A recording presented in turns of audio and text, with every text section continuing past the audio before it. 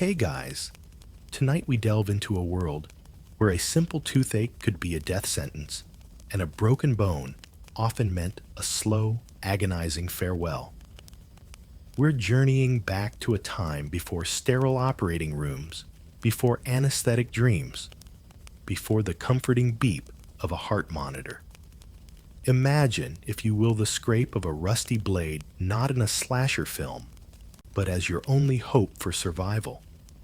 You probably won't survive this particular imagining, by the way, at least not with all your limbs intact, or without a healthy dose of what they vaguely called laudable pus.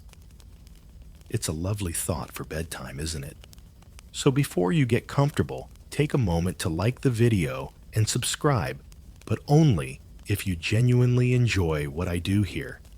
It lets me know I'm on the right track with these little trips into the shadowy corners of history. And as always, I'd love to see where you're tuning in from and what time it is in your part of the world.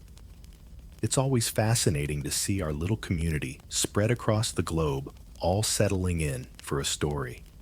Now dim, the lights maybe turn on a fan for that soft background hum, and let's ease into tonight's journey together. Your world has shrunk to the throbbing, relentless agony in your leg. It started as a scratch, perhaps a foolish tumble on a muddy track, or a playful bite from a pig that wasn't so playful after all. Now, days later, a terrifying heat consumes the limb, and the flesh beneath your rough-spun trousers has turned a mottled, angry purple, creeping towards an ominous black. You can smell it. That sweet, sickly odor of decay, a scent that whispers of endings. There are no hospitals as you might picture them, no gleaming corridors smelling of antiseptic. The concept of a sterile environment is centuries away, a dream yet undreamt. Those few places called hospitals, often run by religious orders, were more like hospices, places for the destitute to find a little care, some soup, and perhaps a prayer as they died.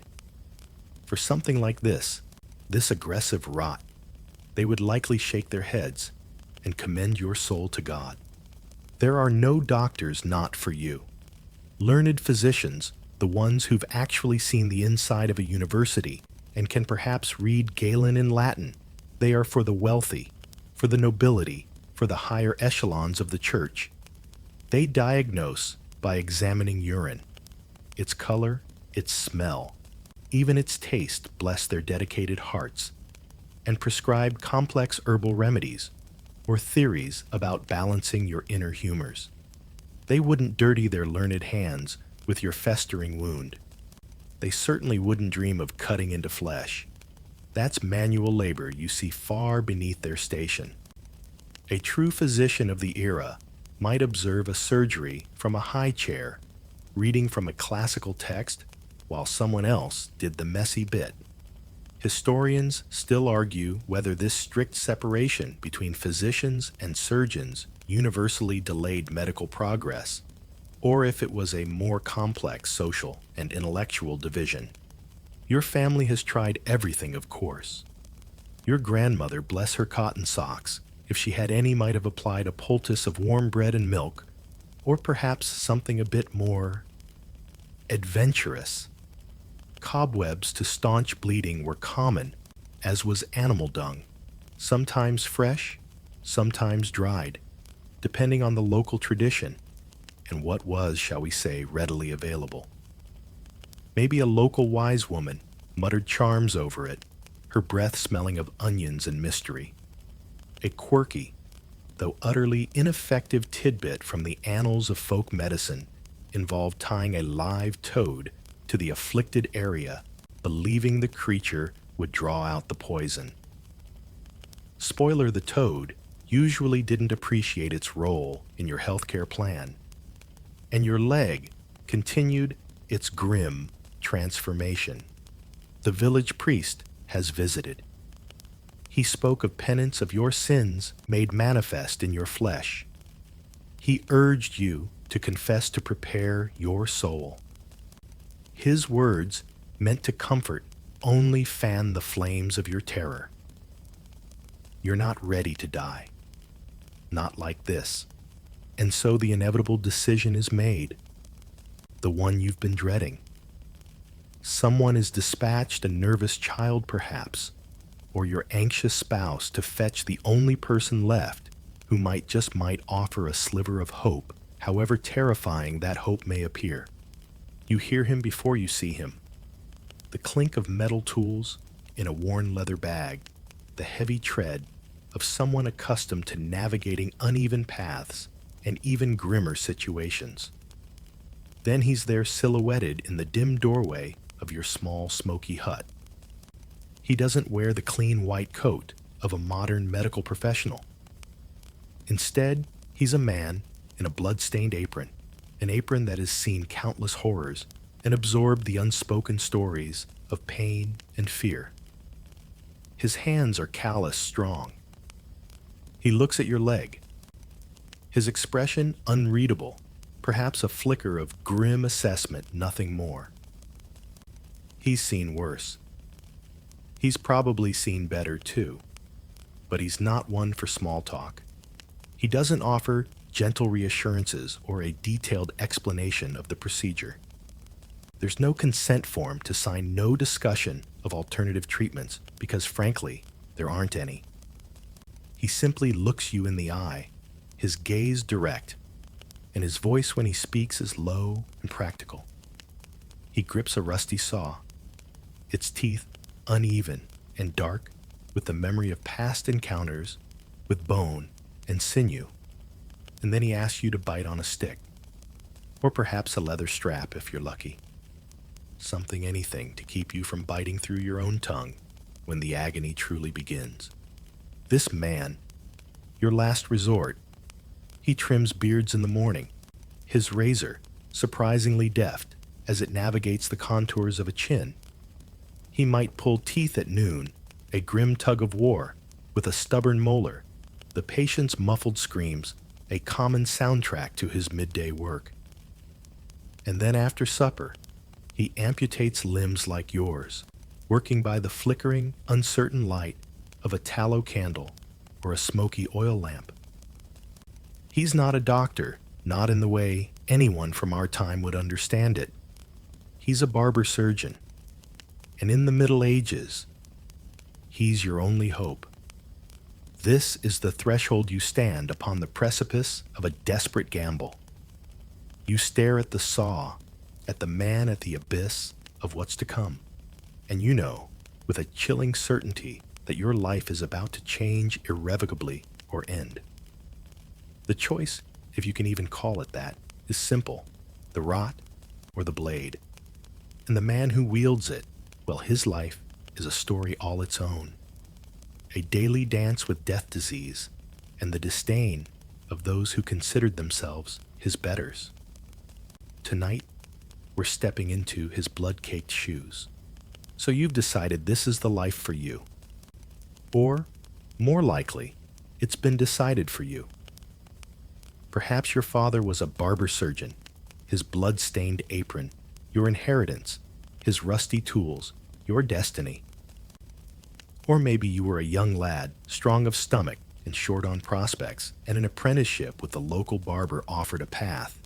A grim path, certainly, but a path nonetheless.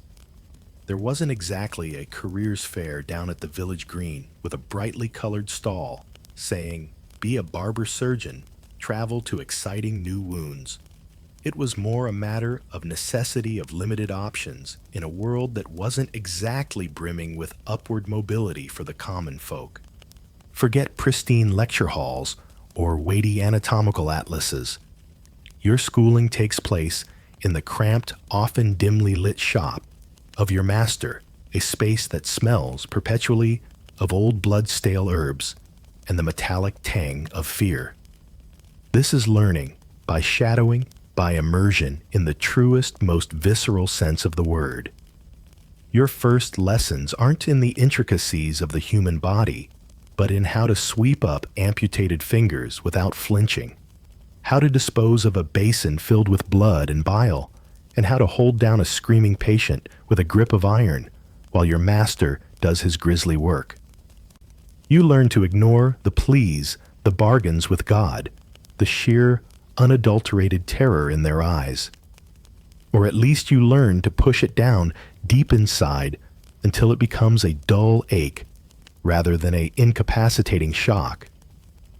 This emotional callousing is your first unspoken lesson. Your master, he's likely a man of few words, his knowledge, a patchwork of inherited techniques, personal experience, and a hefty dose of local superstition. He can't read the learned texts of Hippocrates or Galen. Those are for the university-trained physicians who wouldn't give him the time of day. His wisdom comes from years of trial and error, mostly error, etched onto the bodies of his unfortunate clientele. He might teach you that the best time to bleed a patient for a fever is when the moon is in a water sign, or that a wound will heal faster if you mutter a specific charm while dressing it. A mainstream historical fact, often overlooked, is that many barber surgeons were by necessity astute observers of human nature and its physical manifestations, even if their interpretations were filtered through the lens of humoral theory or astrology. Your early duties are far from glamorous. You're the glorified, or perhaps gorified, assistant. You grind herbs for poultices, often with ingredients that would make a modern pharmacist's hair stand on end. Dried-toed anyone, you sharpen the tools, scraping rust from the saws and knives with a whetstone, though sharp is a relative term. And clean is a concept that seems to have missed the memo entirely in this era. You might be tasked with boiling cloths, though the water is often just as murky before you start as it is after. The idea that invisible seeds of disease, what we now call germs, could be passed from patient to patient on unwashed hands or instruments is still centuries away. Your master might wipe his blade on his apron between slicing open a plague bubo and, say, lancing a simple boil. He's not being malicious. He genuinely doesn't know any better. It's just how things are done. Slowly, you graduate from observer and cleaner to active participant. Your first practical test might be shaving, not just a neat trim for the local merchant, but also shaving heads to prepare for trepanning, drilling a hole in the skull, a surprisingly common procedure, or shaving around a wound to get a clearer view. You learn the feel of a razor against skin, the subtle shifts in tension, how to avoid nicking an ear when the customer is a restless child or a nervous soldier. Then comes tooth pulling. Ah, the joy of tooth pulling. There are no delicate dental instruments, no local anesthetic. Your tools are often a brutal-looking pair of pliers, sometimes called a pelican, due to its shape, or even a simple spike and a mallet. Your technique is less about precision and more about brute force and a prayer. You'll learn to brace your knee against the patient's chest, get a firm grip, and pull. The crunch of bone, the spray of blood, the guttural shriek. These become the sounds of your burgeoning career. Some masters held the charmingly quirky belief that cavities were caused by tiny tooth worms gnawing away at the enamel, and they might even perform a little show of extracting these imaginary worms with a sly bit of ash or a carefully placed maggot to impress the patient.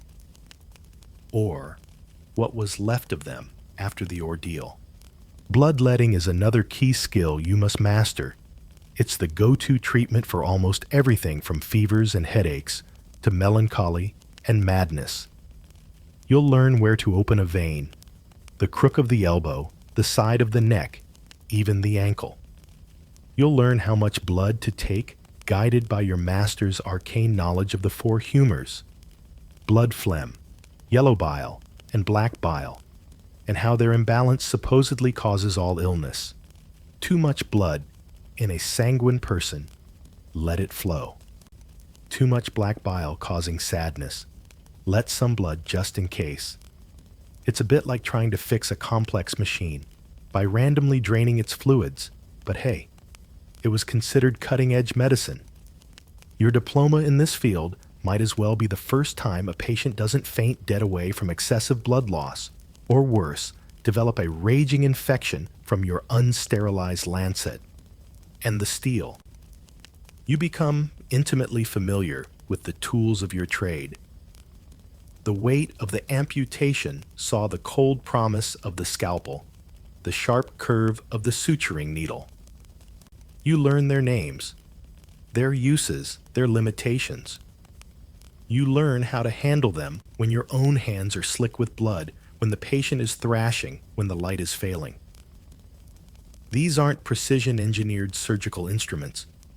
They're often crude, forged by the local blacksmith prone to rust and difficult to clean. But they are extensions of your will, the instruments through which you'll wage your daily war against injury and disease. Formal anatomy lessons. You can forget those.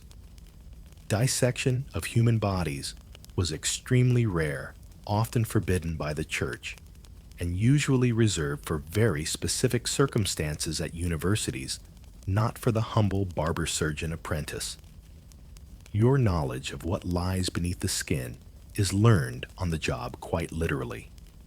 Each cut is an exploration into the unknown, each severed artery a terrifying surprise. You learn to identify major bones by feel major blood vessels, by the sheer volume of blood they produce when accidentally nicked. It's a brutal, inefficient way to learn, and the cost of your education is paid in the pain, and sometimes the lives of those you treat. Historians still argue whether the hands-on, albeit often misguided experience of barber surgeons ultimately contributed more to surgical advancement in the long run than the purely theoretical knowledge of university physicians who rarely touched a patient. Your education is one of shadows and steel, of whispered superstitions, and the hard, undeniable reality of the bleeding, breakable human body. You're not just learning a trade. You're being forged in a crucible of medieval medicine, and the heat is almost unbearable. So, your apprenticeship continues, or perhaps your newly minted, your own blood-stained apron, now a testament to your fledgling perilous career. You've learned to wield the tools you've memorized, your master's sayings, both the sensible and the utterly bizarre. But now you face the true test, the human body itself, a mysterious landscape, hidden beneath the skin, a territory you must navigate with the most rudimentary of maps. Your anatomical knowledge is, to put it mildly, a bit sketchy. Think less detailed chart and more treasure map drawn by a very drunk pirate. X marks the spot where the pain is, and somewhere around here be dragons, or possibly a vital organ we really shouldn't poke. There were no detailed textbooks for you, no 3D models, no preserved cadavers for quiet study in the dead of night. The church's views on dissection, while not an absolute blanket ban everywhere and always, were certainly restrictive. A mainstream historical fact is that Pope Boniface VIII's 1300 Bull de Sepulturis, which was primarily aimed at stopping the practice of boiling and dismembering the bodies of crusaders to ship their bones home, was often widely interpreted as a prohibition against any systematic study of human corpses. So your understanding of what lies beneath comes from what you can see on the surface, what you can feel, and what your master has passed down. Knowledge gleaned from generations of equally blindfolded exploration. You know there's a heart, because you can feel it beating sometimes, and bones, because they break with a sickening crunch. The rest, well, that's where the trial part of anatomy by trial comes in, and the error part often has devastating consequences for your patient. Imagine you're called to a young man, an archer, who's taken an arrow to the chest. The shaft has broken off, leaving the barbed head embedded deep within. Your task is to remove it. You have no x-rays, no scans. You probe the wound with your finger, or perhaps a metal instrument feeling for the foreign object. Is it near the lungs? Has it pierced the heart? You can only guess. Every movement of your tool is a gamble. A little too far to the left, and you might unleash a torrent of blood that you have no means of stopping. A little too deep, and you could puncture something that will lead to a swift, gurgling death. You work by instinct, by the faintest tactile feedback, and by a prayer whispered under your breath. A prayer that your master's advice about feeling for the path of least resistance wasn't just something he said to sound profound. Then there's the delightful concept of laudable pus. In your world, if a wound starts to ooze thick, creamy, yellowish pus, it's often seen as a good sign. Not a terrifying indicator of a raging infection as we know it today, but a sign that the body is expelling its bad humors and the wound is on its way to healing. You might even try to encourage pus formation with certain dressings. So when that arrow wound starts to weep a few days later, you might nod sagely even as your patient's fever climbs and his breathing becomes more ragged. It's a grim sort of optimism born of ignorance. You might even see those curious wound man diagrams. These weren't detailed anatomical charts, but rather striking, almost cartoonish illustrations of a human figure peppered with every imaginable injury. Stabbings, slashes, fractures, embedded weapons. Historians still argue whether these wound men served as actual diagnostic or procedural guides for surgeons, or if they were more symbolic, a grim catalog of human frailty and the sheer range of trauma a body could endure. Either way, they don't exactly tell you where the spleen is or how to avoid it.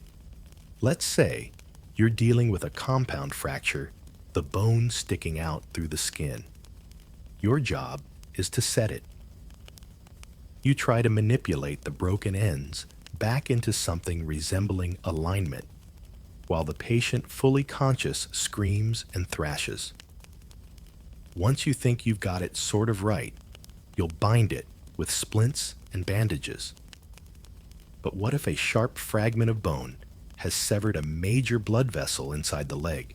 You won't know until the swelling becomes catastrophic or the limb turns cold and dead. Internal bleeding is a phantom menace. Unless it's pouring out of an obvious orifice, it's largely invisible and entirely untreatable by your methods. You might just attribute the patient's subsequent weakness and demise to a failure of the vital spirits, or perhaps insufficiently laudable pus. It's always good to have a scapegoat, even if it's a bodily fluid. Sometimes your interventions are surprisingly successful, perhaps more by luck than judgment. You might drain an abscess and the patient against all odds recovers. You might even perform a trepanation, cutting a hole in the skull to relieve pressure, treat epilepsy, or some believe to let out troublesome demons, and the patient survives. These small victories are what keep you going, what build your reputation, however precarious. But the failures, the ones that end in a quickly dug grave, they haunt you. Or do they? Perhaps like a soldier, in constant battle you develop a thick skin, a necessary detachment. You can't afford to dwell on every life lost when there's another patient waiting another desperate plea for help. A quirky tidbit from the era is the belief in the doctrine of signatures. This was the idea that God had marked plants and other natural substances with a sign or signature indicating their medicinal use. So a plant with heart-shaped leaves might be good for the heart, or lungwort, which has spotted leaves resembling diseased lungs, was used for pulmonary complaints. Walnuts looking like tiny brains were for head ailments. It's a charmingly simplistic view of pharmacology, and it extended to how you might think about the body too. Everything connected by divine, if rather obscure, correspondences, rather than by actual physiological pathways you could trace. This meant that if your surgery failed, it wasn't just your technique. Perhaps the stars were misaligned, or the patient's humors were particularly stubborn, or you'd used the wrong herb with the wrong signature. It's certainly more comforting than admitting you had no earthly idea what you were actually cutting into. Your internal organ map is less precise geography and more a vague, shifting constellation of the squishy bits in the middle, hoping you don't hit a particularly important one by accident. Each incision is truly a leap of faith, a dangerous gamble played out on the canvas of human flesh, with life and limb as the stakes. Your days are a relentless parade of human misery, a bewildering tapestry woven from the mundane and the macabre. One moment, you're meticulously trimming the beard of the local reeve, discussing the price of wool or the latest village scandal. The next, you're wrestling with a screaming child to lance a festering boil on their neck. Your shop, if you can call it that, often just a designated corner of your dwelling or a stall in the marketplace, is a theater of abrupt transitions. It's a place where the scent of singed hair from a styling attempt mingles with the coppery tang of fresh blood and the herbal reek of some questionable salve you're brewing. Your business card, if such a thing existed, might read, "Barber-Surgeon. We do it all from a neat tonsure to a not-so-neat amputation. Inquire within if you dare." You are by necessity a jack of all trades and master of, well, that's debatable, isn't it? Let's start with the barber part. Shaving isn't just about looking dapper. For monks, the tonsure, that distinctive bald patch on the crown, is a religious requirement, and you're the one to maintain it, carefully navigating the scalp with your razor. Knights and nobles might want their beards shaped according to the latest fashion, a brief respite of relative normalcy in your day. You cut hair, you might even singe it with hot irons to create curls, trying not to set anyone's head actually on fire.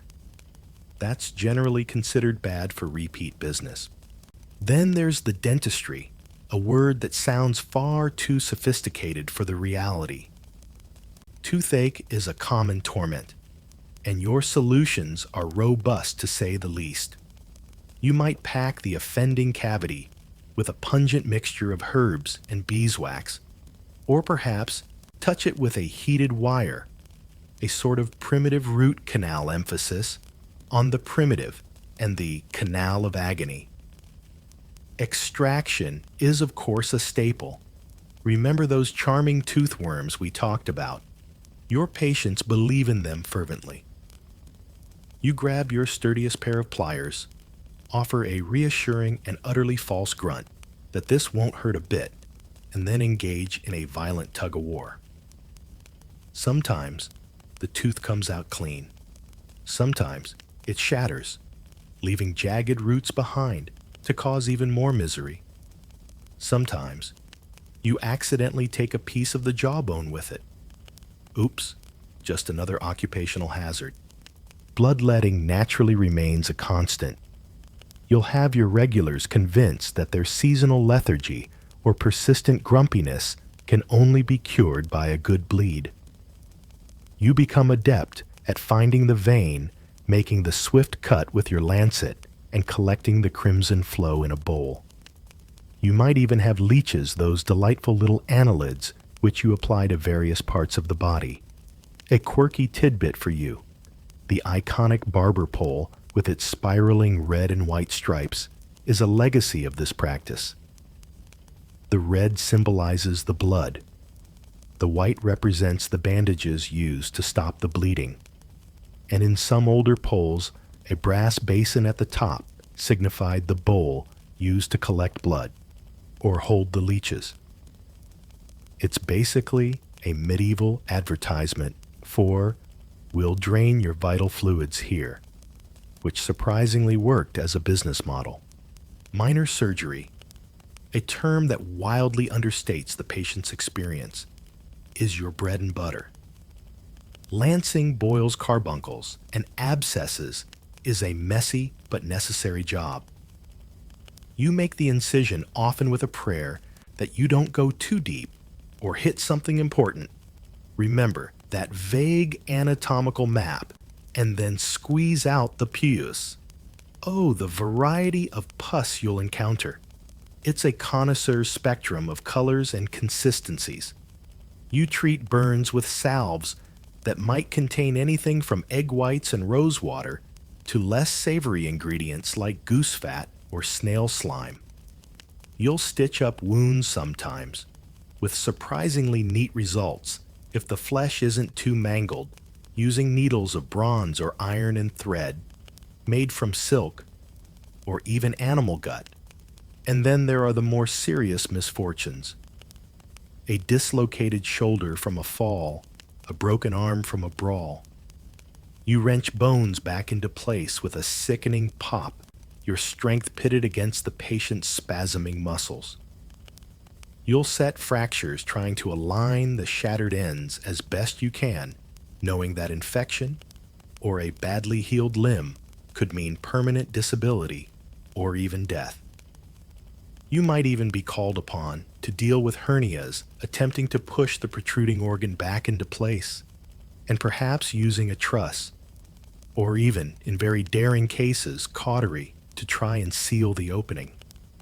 The smell of burning flesh, that's another aroma that will forever cling to your apron. One of the many challenges is that you are rarely the first port of call.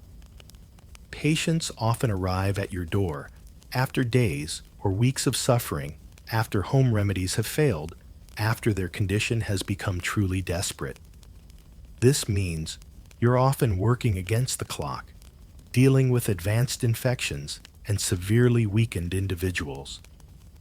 A mainstream historical fact is that many barber surgeons were organized into guilds. These guilds, like the predecessors to the Worshipful Company of Barbers in London, attempted to regulate who could practice set standards, however rudimentary, and protect the monopoly of their members. They were part trade union, part quality control, though the quality was, shall we say, variable. Your shop isn't just a house of pain, it can also be a curious social hub. While one person is having a tooth yanked in a corner, others might be waiting for a shave, exchanging news gossip or tales of woe. It's a microcosm of medieval life, with all its grit, resilience, and ever-present suffering.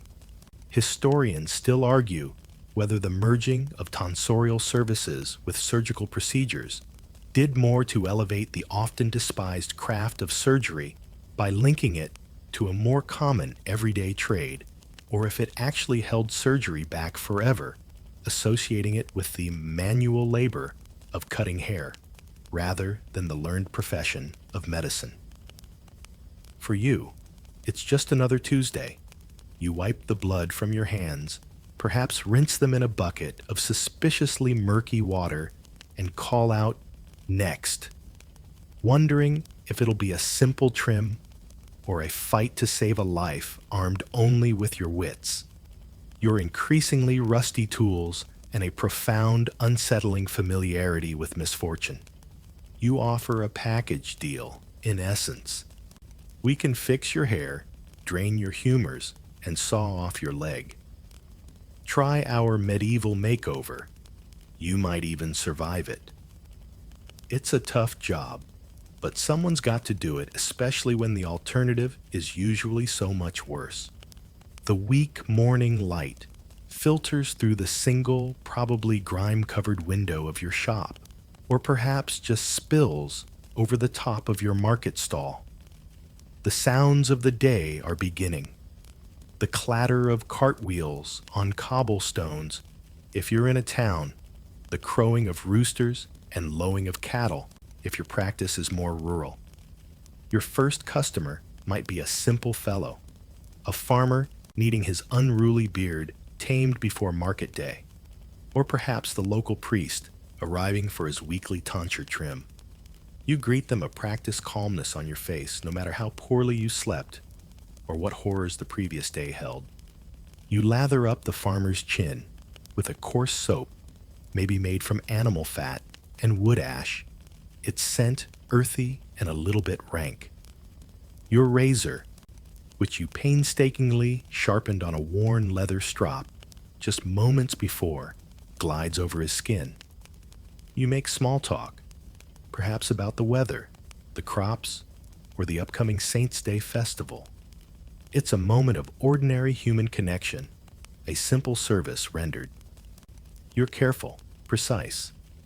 A nick from the razor could lead to an infection, and you know better than most where that can lead.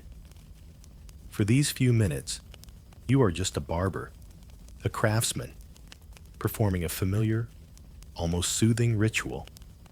The water in your basin is relatively clean for now. The loudest sound might be the scrape of steel on stubble or the gentle murmur of conversation. It's almost peaceful. Almost.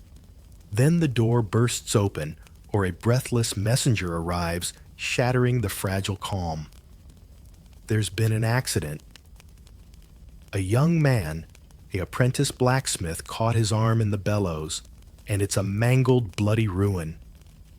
Or perhaps a rider has been thrown from his horse, his leg crushed and twisted at an unnatural angle, the bone already piercing the skin. Suddenly, the quiet rhythm of your morning is violently disrupted. The half-shaved farmer will have to wait, or perhaps make a swift exit. His face pale, a stark contrast to the ruddy flush you were just observing. Your demeanor shifts. The barber recedes, and the surgeon, grim and resolute, takes his place. There's no time for lengthy consultations or second opinions. A quick glance at the limb, the telltale signs of irreparable damage, the spreading stain of blood, the ghastly pallor of the victim. It's often enough. The decision is brutal and swift. The limb must come off. Amputation, a truly terrifying prospect, was indeed a last resort. But in a world without effective antibiotics or advanced vascular surgery, it was often the only way to prevent gangrene and save a life from severe trauma. It was a desperate race against an infection that, once established, was almost invariably fatal. Now the preparations begin, such as they are. You might bellow for your assistants, perhaps your own apprentice, if you have one, or simply the strongest-looking bystanders you can recruit on the spot. Their main job will be to hold the patient down. There's no gentle slide into unconsciousness here. Your patient will be terrifyingly awake, aware of every single moment. You lay out your tools, the knives for cutting through skin and muscle, the retractors to pull the flesh away from the bone, in the saw. Ah, the saw. It's probably not a specialized surgical instrument, but a sturdy carpenter's saw, its teeth coarse and ready. You might offer the patient a swig of cheap wine or ale, not enough to dull the pain significantly, but perhaps enough to dull their senses just a fraction, or at least make them feel like something is being done. A leather strap or a wooden stick to bite down on is essential to prevent them from severing their own tongue or shattering their teeth. Then you begin. The screams. They are a constant in your world, the soundtrack to your most dramatic interventions. They tear through the air, raw and animalistic, a sound that chills the blood of even the most hardened onlooker. You try to work fast. Speed is prized above all else, not necessarily for cleanliness or precision, but to minimize the duration of the conscious agony. You incise the skin, cutting a rough flap, if you're skilled, then slice through the muscle, the patient bucking and writhing against the restraining hands. Blood is everywhere, soaking your apron, pooling on the floor, spattering the walls. You try to locate the main arteries, perhaps attempting a crude ligation with a thick thread, or you might rely on the later application of a hot iron. Then the saw is set to the bone. The grating, rasping sound as it bites into living bone is uniquely horrifying a noise that will echo in your nightmares, and certainly in the victims should they survive. Historians still argue whether the frantic speed demanded in these pre-anesthetic amputations actually increased the risk of complications like nerve damage or poorly formed stumps compared to what a hypothetically slower, more agonizingly meticulous approach might have yielded. Once the limb is severed, a ghastly, quivering thing, it's quickly tossed aside. Your attention is now on the stump. A particularly quirky and frankly terrifying tidbit of surgical practice at the time was the immediate application of a red-hot cautery iron to the bleeding surface. The idea was not only to staunch the flow of blood by searing the vessel shut, but also some believed to purify the wound and prevent the entry of bad air or evil humors. The sizzle of flesh, the acrid smell of burning tissue, and another wave of unimaginable pain for the patient. It's a brutal exclamation point on an already horrific procedure.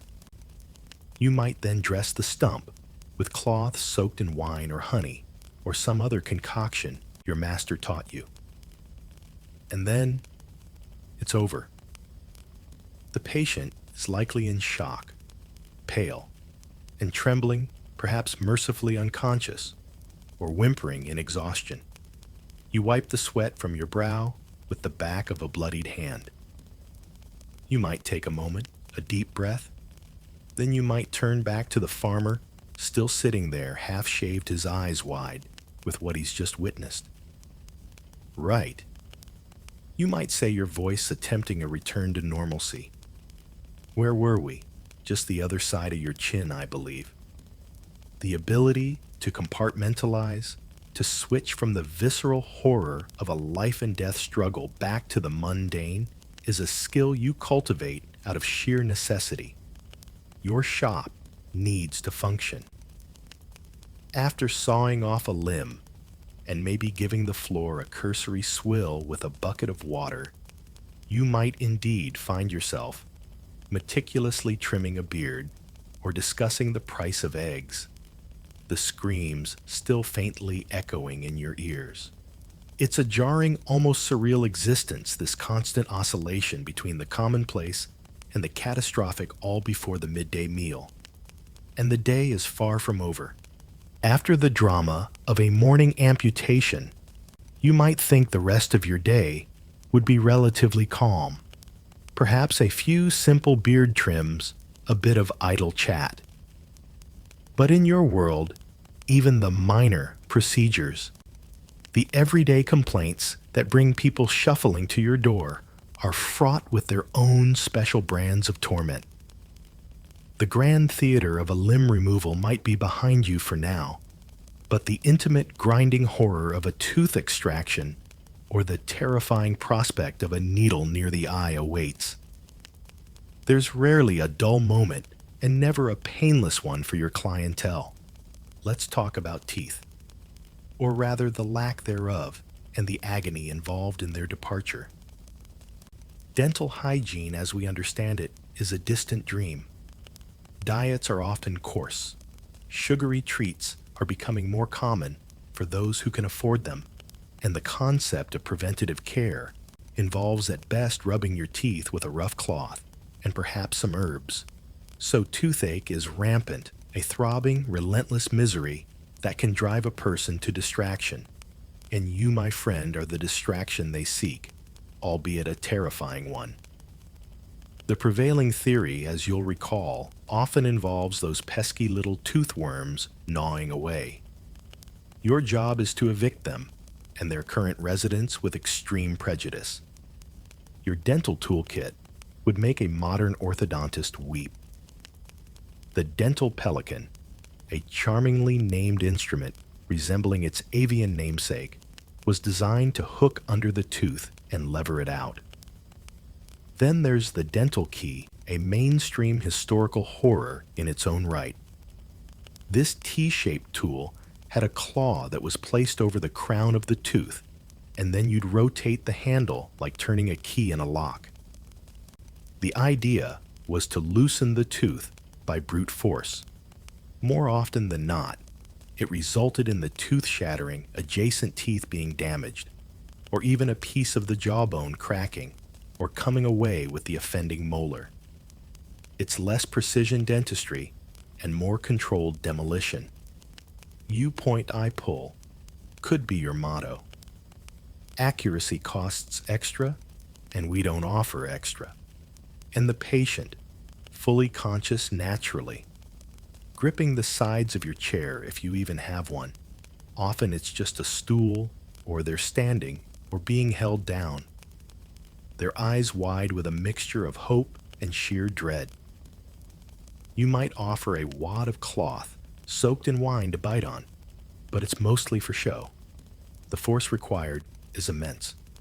You brace yourself, get a good grip, and heave. The sounds: a sickening crack, a wet tearing, a muffled scream that turns into a gurgle as blood fills their mouth. These are the familiar notes of your dental practice. Afterwards, you might rinse their mouth with more wine or herbal concoction and proudly display the extracted tooth worm-free, of course.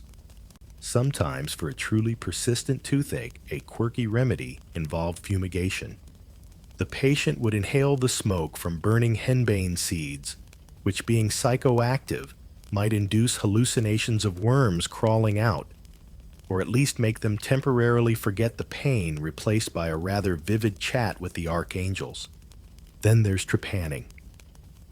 We've touched on this before, but it bears repeating as a minor procedure with major implications.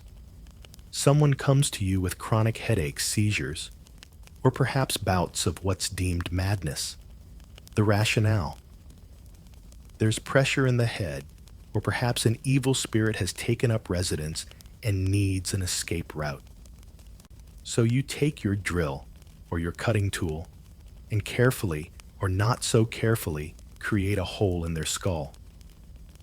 No anesthetic, just strong arms holding them still and their screams echoing off the walls. Sometimes, astonishingly, people survive this. The bone would even show signs of healing on skulls found centuries later. Historians still argue whether trepanation in these early periods was primarily a spiritual or magical ritual intended to release demons or appease gods, or if it sometimes represented a crude but rational attempt to relieve intracranial pressure from, say, a head injury, even if the understanding of why it might work was completely off.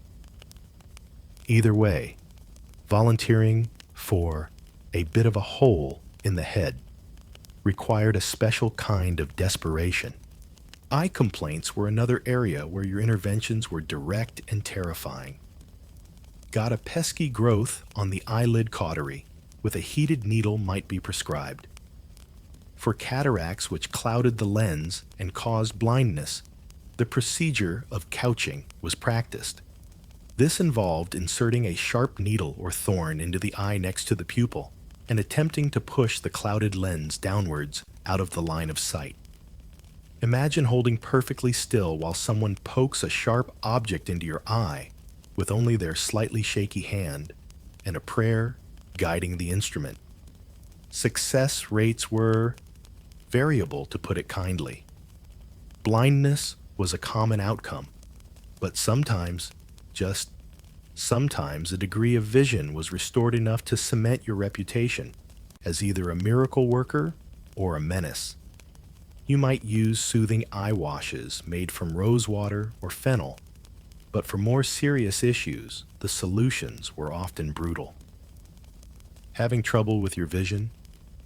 Let me take a stab at it. Probably not a reassuring catchphrase. Even something as seemingly simple as removing warts or small skin growths could become an ordeal. No liquid nitrogen here. Your options were often a sharp knife for excision, or again, the trusty cautery iron.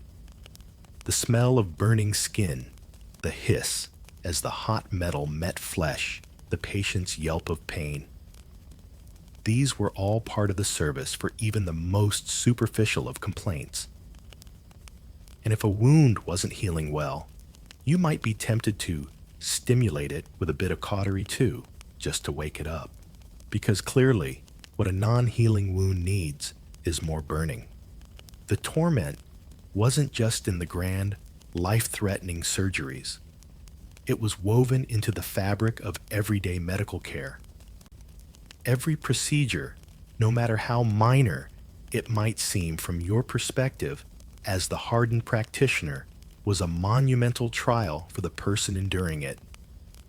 They came to you out of pain, fear, and desperation, and often the cure you offered was a fresh new layer of agony.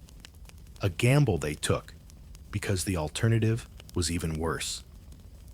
Your hands capable of the finest tremor when shaving a nervous nobleman were also the instruments of this routine daily torment. It was a heavy burden, this constant infliction of pain in the name of healing a grim paradox that defined your existence as a barber surgeon. And the day is still young. More patients with more misfortunes are already lining up. After the sharp, localized agony of a tooth extraction, or the unnerving prospect of a needle near the eye, we now turn to a practice so common, so universally accepted, that it forms the very bedrock of your medical understanding. It's less a specific cure for a specific ailment, and more a fundamental approach to almost everything that can go wrong with the fragile human body. We're talking, of course, about bloodletting. You wield your lancet not as an instrument of random violence, but with the conviction of a craftsman restoring balance to a finely tuned, albeit poorly understood machine. You are an artist of equilibrium, a tweaker of vital fluids. At the heart of this practice is the ancient and deeply entrenched theory of the four humors. This elegant, all-encompassing system, a legacy from the great physicians of antiquity like Hippocrates and Galen, posits that the human body contains four essential fluids: blood, phlegm, yellow bile, and black bile. Each humor is associated with an element air, water, fire, earth respectively, and possesses certain qualities: hot and moist, cold, and moist, hot and dry, cold and dry. A healthy person is one in whom these four humors are in perfect balance, their qualities harmonizing like a well-rehearsed choir. Illness, therefore, is almost invariably the result of an imbalance, a surplus or deficit of one or more humors, or perhaps a corruption or putrefaction of them. This humoral theory is a mainstream historical fact that dominated Western medical thinking for over 2 millennia, a truly astonishing reign for any scientific concept, correct or otherwise.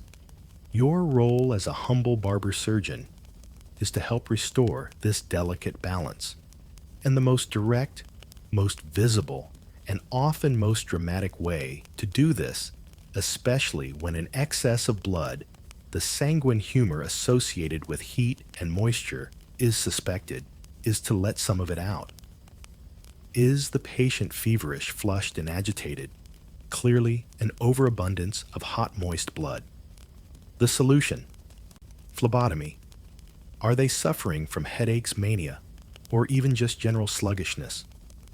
Well, it could be too much blood, or perhaps the blood has become plethoric or corrupted. Best to be on the safe side and release some. It's your go-to intervention, the Swiss Army knife of medieval medicine. Got a cough? Bloodletting. Indigestion? Bloodletting. Feeling a bit blue? You guessed it, bloodletting. Feeling a bit too alive today? We can fix that with a quick reduction in your overall vitality. Satisfaction. Or at least quiet resignation guaranteed. You have an array of tools for this task, each suited for different circumstances, or perhaps just your personal preference. The lancet is your primary workhorse, a small, sharp, often double-edged blade used to make a neat incision into a vein. You become adept at selecting the right vein. The cephalic or basilic veins in the crook of the elbow are common targets, but you might also bleed from the veins in the ankle, the back of the hand, or even the temporal artery on the side of the head for certain ailments. Then there's the fleam, a more robust instrument sometimes spring-loaded or designed to be struck with a small wooden mallet called a fleam stick.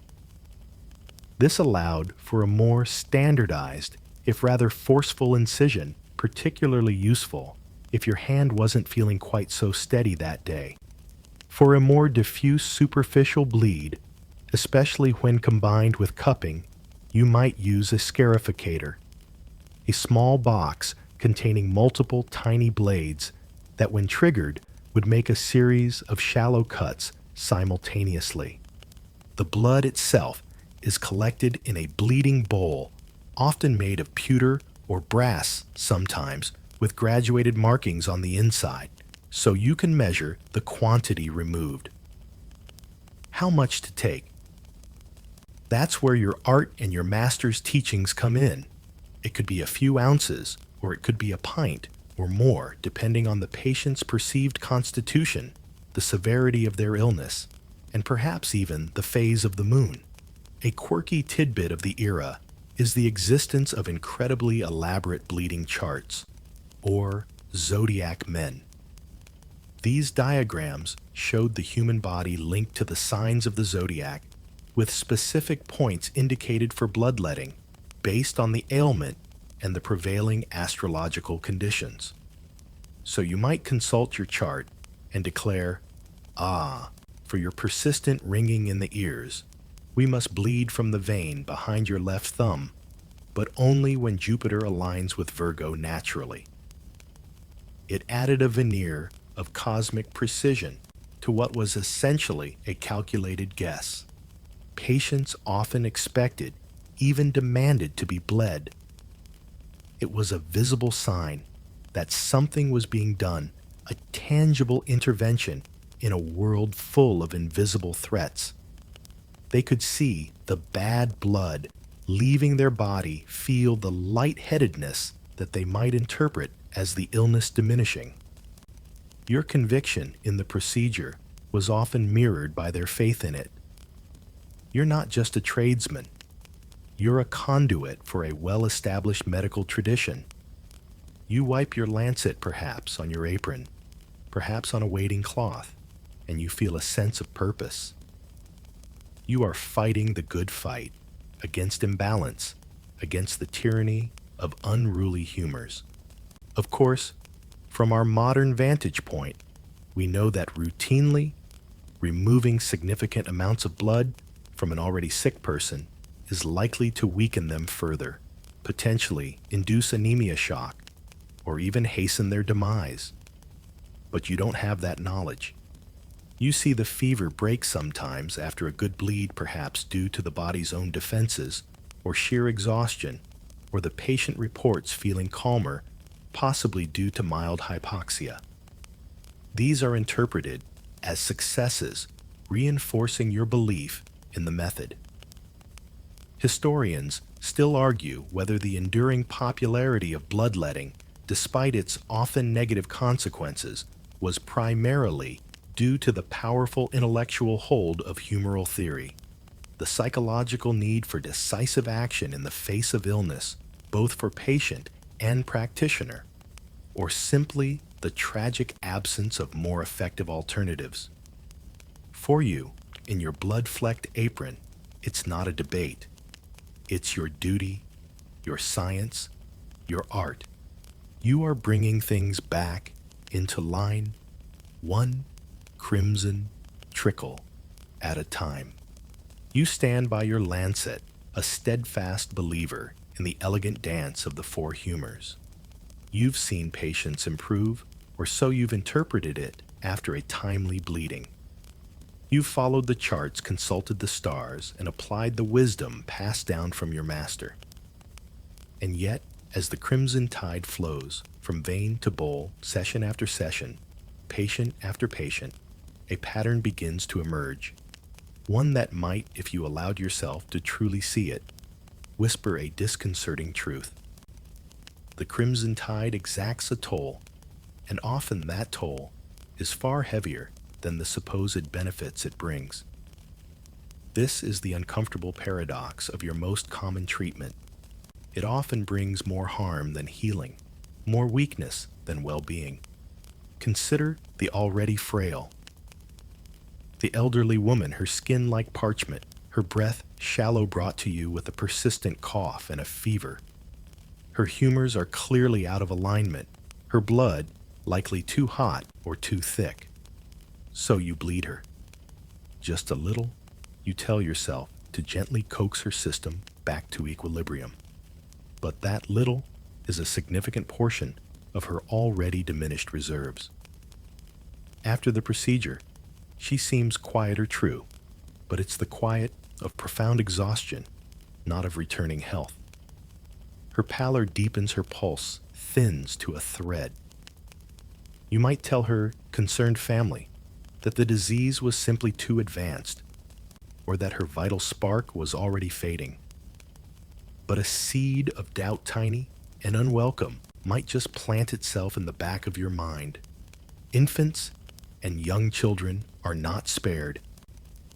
Their fevers, their fits, their mysterious rashes, all are fodder for the humoral mill. Bleeding a squirming, terrified child is a uniquely challenging and heartbreaking task.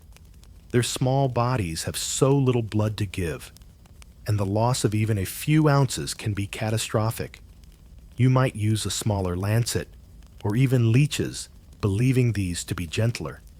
But the outcome is often the same: a listless, weakened child more vulnerable than ever to the original ailment or to a new opportunistic infection introduced by your unsterilized tools. A truly grim historical fact is the death of King Charles II of England in 1685. While not strictly medieval, his final days exemplified this entrenched practice. He was subjected to massive bloodlettings, purging, blistering, and all manner of aggressive humoral treatments by his devoted physicians, likely hastening his end rather than averting it. One shudders to think how many anonymous commoners suffered a similar, if less documented, fate.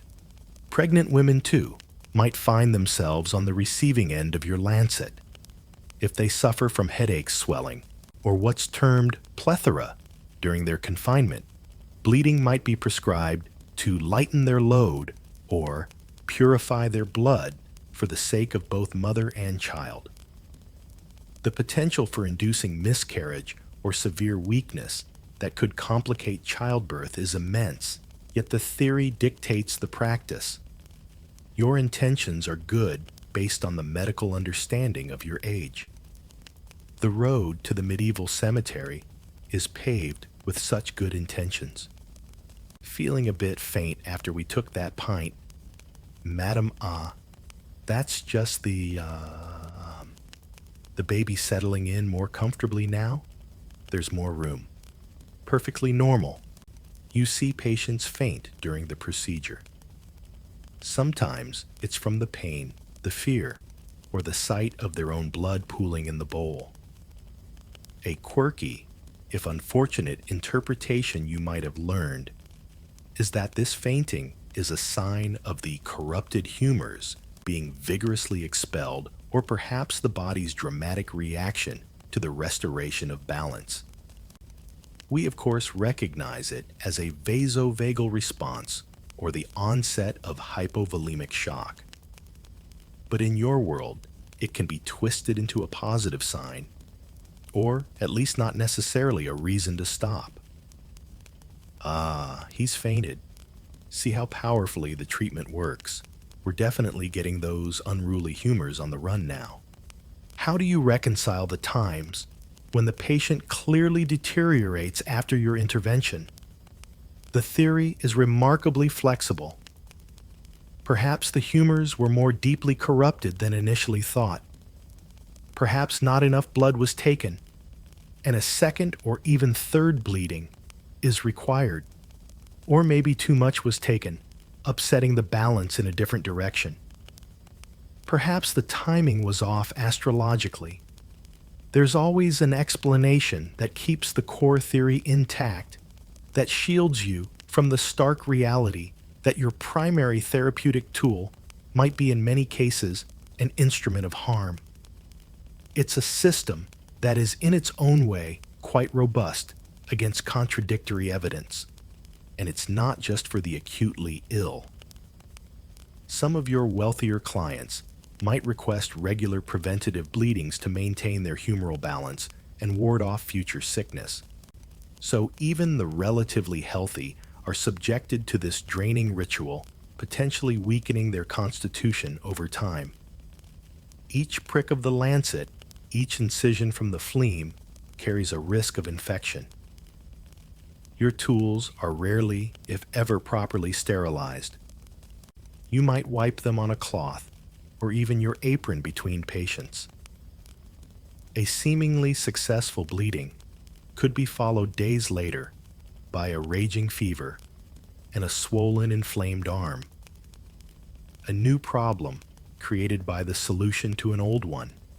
Historians still argue whether there were exceedingly rare and specific circumstances where bloodletting might have inadvertently offered some fleeting physiological benefit, such as temporarily lowering dangerously high blood pressure or reducing fluid in the lungs in cases of severe edema.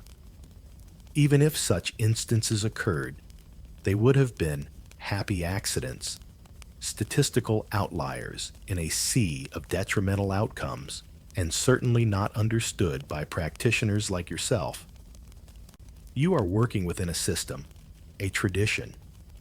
You are doing what is expected, what you have been taught, what everyone else is doing. To question it too deeply would be to question the very foundations of your understanding of health and disease, and in a world with so few alternatives, that's a terrifying prospect. So the crimson tide continues to flow, often carrying with it the patient's strength, their resilience, and sometimes their very life. The lancet, for all its misguided applications and the weakness it often brought, was a relatively gentle intervention compared to what you must now sometimes inflict. When the illness or injury demands more than just the rebalancing of humors, when cutting into the very fabric of a living, breathing human being is the only path forward, you enter a realm of almost unimaginable suffering. This is surgery without the mercy of oblivion, a conscious nightmare where your patient's only defenses are a strip of leather to bite a desperate prayer clutched in their heart, and whatever fortitude they can muster against a tide of pure agony. Forget the gentle drift into unconsciousness that precedes modern surgery. In your world, that blissful ignorance is a fantasy. True surgical anesthesia, the kind that reliably blocks pain and awareness, is centuries away. A mainstream historical fact is that while ancient cultures and even some contemporaneous Eastern societies had knowledge of substances like opium or hashish, their effective and safe use to induce deep anesthesia for surgery was largely unknown or unrefined in medieval Europe. You might offer your patient a generous gulp of strong wine or potent ale, but this does little more than perhaps take the edge off their terror or render them slightly less coherent in their screaming. Some barber surgeons might possess secret recipes for soporific sponges or herbal drafts containing mandrake henbane or opium, but these are a gamble. The dosages are unpredictable. Too little, and they offer no relief too much, and your patient might slip into a sleep from which they never awaken, a death attributed to the original ailment, rather than your well-intentioned but lethal potion. For most, there is only the stark, unvarnished reality of pain. Imagine the scene. Your patient pale with dread, their eyes darting around your shop, taking in the grim array of tools, the stained table, perhaps the lingering scent of blood from the previous unfortunate soul. Their heart hammers against their ribs like a trapped bird. Strong assistants, their faces set, and serious take hold of the patient's limbs, ready to restrain them against the inevitable struggles. You offer the leather strap or a wooden dowel wrapped in cloth. Bite down hard on this. You instruct your voice perhaps softer than usual, a small, almost inadequate gesture of sympathy, and pray to whichever saint you hold dearest. It's the medieval equivalent of "this is going to hurt," a massive understatement that then you make the first cut. The initial shock of cold steel slicing through warm skin is a universe of pain in itself. A sound erupts from the patient, a gasp, a choked cry, quickly escalating into a full-blown scream as you continue your work. There is no gradual easing into it, no local anesthetic to numb the area. Every nerve ending screams its protest. They feel the knife parting their flesh, the blunt tearing of tissues as you retract the wound, the grating of the saw against their bone if it's an amputation, the probing of your instruments in the most sensitive recesses of their body. They see your intent, face your bloodied hands, hear the wet, tearing sounds of their own body being deconstructed. It is a torment that stretches minutes into eternities. Consider a lithotomy, the removal of a bladder stone, a notoriously excruciating procedure. The patient is often tied in a specific vulnerable position. You make an incision in the perineum, the sensitive area between the genitals and the anus, and then guided largely by feel, you attempt to locate and extract the stone with forceps or a scoop. The agony is so intense that many died from shock and pain alone, even if the stone was successfully removed and infection didn't claim them later. Your preoperative pep talk might be something along the lines of, "Right, this will be unpleasant. Try to focus on a happy place. A very, very distant happy place, like next lifetime, or tree-panning that hole in the head we've discussed. Imagine the sound of the drill or scraper against your own skull, the vibration through your bones, knowing that just a fraction of an inch separates that tool from your brain, all while you are completely terrifyingly aware.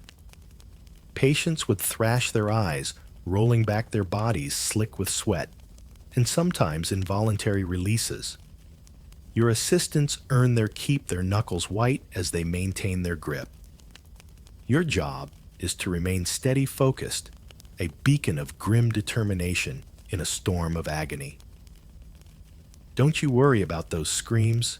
You might mutter to a nervous apprentice, "It just means they're still with us."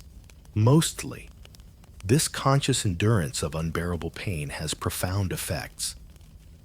Some patients driven mad by the agony might fight with superhuman strength, making your already difficult job nearly impossible. Others might feign a small mercy, though they often awaken again before the procedure is complete. The sheer physiological stress of such trauma is immense. Historians still argue whether the intense pain itself, beyond blood loss or infection, was a primary contributor to surgical shock. and the high mortality rates associated with medieval operations. It's a chilling thought that the very experience you are inflicting is actively trying to kill your patient. As the surgeon, you are not immune to this horror, though you must build walls of detachment to simply function. You see the terror in their eyes. You hear their pleas for mercy. You feel the tremors of their suffering transmitted through your hands as you work. Perhaps you become desensitized over time, the screams fading into the background noise of your profession. Or perhaps each case chips away a small piece of your own humanity. You work with a desperate urgency, speed being your only concession to their suffering. The faster you are, the sooner their ordeal is over. Or at least the sooner this particular phase of it ends.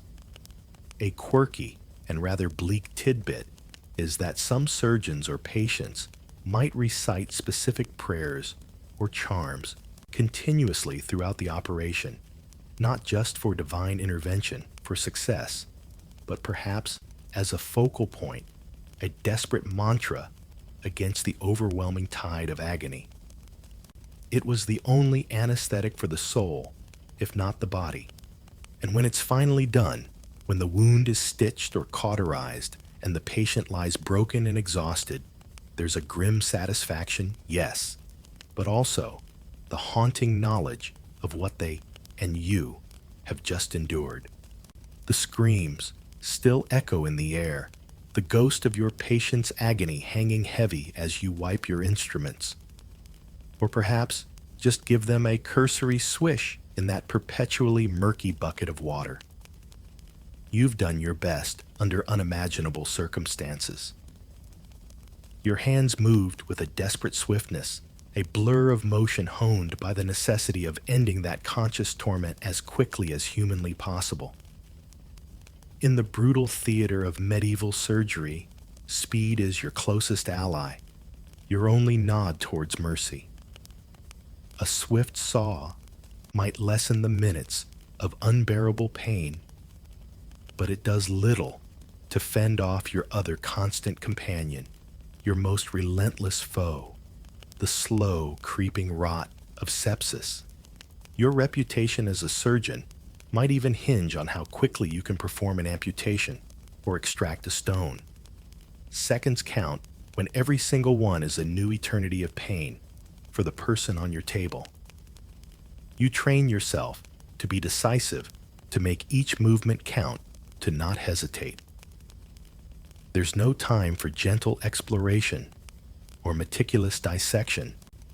It's about getting in, doing the grisly deed, and getting out, all while the patient thrashes and their life force pours out in a crimson torrent. You might even take a grim sort of pride in your speed. Old Master Thomas takes half an hour to remove a limb. You might boast to your apprentice, I can have it off and be ready for a pint in under 5 minutes. It's a macabre contest where the prize is a slightly shorter duration of screaming. This emphasis on speed, however, often comes at a cost to precision. A hasty cut might damage a nerve that could have been spared, or leave a more ragged wound that's harder to close and more prone to what comes next. Once the immediate bloody drama of the operation is over, a new, more insidious waiting game begins. You've removed the arrow, or the shattered limb, or the offending stone. You've stitched the wound, perhaps applied a poultice of honey and herbs, or even seared the raw stump with a glowing cautery iron. For a few days, there might be a fragile hope. The patient is weak, exhausted, but alive. Then often the subtle signs begin. A creeping warmth around the wound, a flush to the skin that isn't healthy. The throb of a new kind of pain, deep and insistent. The fever starts first, a mild chill, then a raging fire that consumes them. The wound itself, which you hoped would produce that laudable pus, the thick, creamy, supposedly healthy kind, might instead weep a thin, foul-smelling fluid or turn a terrifying black at the edges. This is the onset of what you might call blood corruption or wound fever, or perhaps just the work of malevolent humors stirred up by the surgery. We call it sepsis. You don't understand. What causes it, not really. The notion of tiny, invisible living things, germs, invading the wound and wreaking havoc is an idea far in the future. You operate in a world where infection is blamed on miasmas, bad air's imbalances of internal humors, the astrological environment, or even the moral failings of the patient. A mainstream historical fact is that prior to Joseph Lister's pioneering work with antiseptic surgery in the mid-19th century, post-operative mortality from infection was appallingly high. For major procedures like amputations, it often exceeded 50%, making survival of the surgery itself almost a coin toss, even if the surgeon was skilled. Your swift saw might have won the battle against acute pain, but the invisible enemy often won the war. Your attempts to combat this creeping death are earnest, but largely ineffective. You change dressings applying concoctions based on ancient recipes or local folklore. Wine was a common wound dressing, and its alcohol content might have had some mild antiseptic properties, but it was no match for a raging infection. Honey, too, has some antimicrobial qualities, but again, not enough. Some surgeons, as a quirky and rather desperate measure, believed in the weapon salve, an ointment applied not to the wound, but to the weapon that caused it, with the bizarre notion that healing the instrument would somehow heal the injury by sympathetic magic. It sounds ridiculous to us, and it was utterly useless, but it highlights the desperation and the magical thinking that often filled the void of true medical understanding. The wound looks a bit angrier today.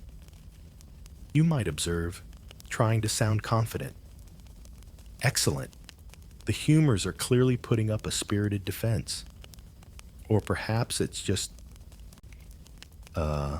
Tuesday. Tuesdays are always tricky for wounds. You watch helpless as your patient, who bravely endured your knife and saw, begins to fade. The fever climbs, delirium sets in. They might thrash and mutter incoherently, their body fighting a battle you have no true weapons for. The stench of decay might fill the small room. It's a heartbreaking and frustrating experience. You did your part. You faced the immediate crisis, but this slow, inexorable decline feels like a betrayal.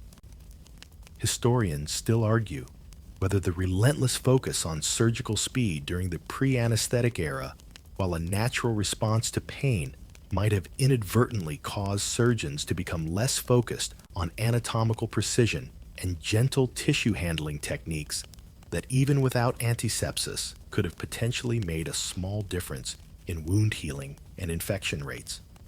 The tragic irony is that your greatest skill, your speed, might only deliver the patient from one form of suffering into the jaws of another, more protracted one.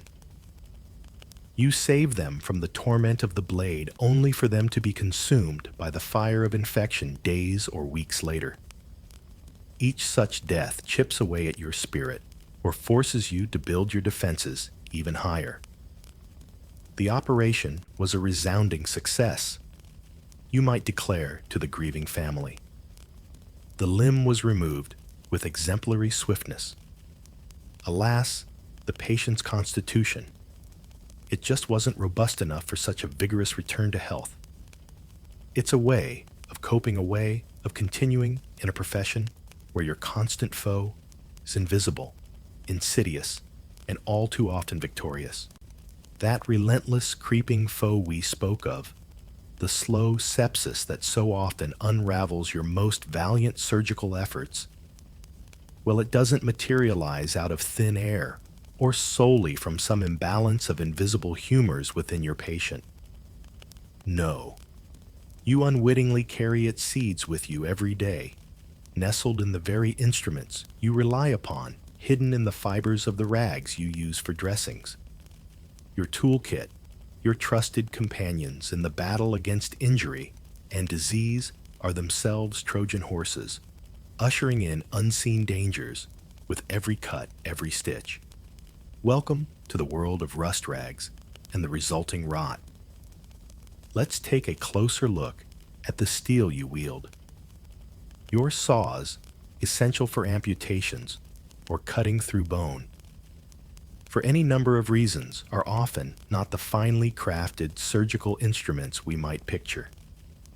More likely, they're sturdy tools, adapted from a carpenter's bench, with coarse teeth designed for wood rather than bone, prone to catching and tearing. They are made of iron or basic steel, and rust is their constant companion. You might try to keep a keen edge on them, but those patches of reddish-brown corrosion in the gullets of the teeth, those are just part of their character. You don't see rust as a harbinger of microscopic life forms eager to invade a fresh wound.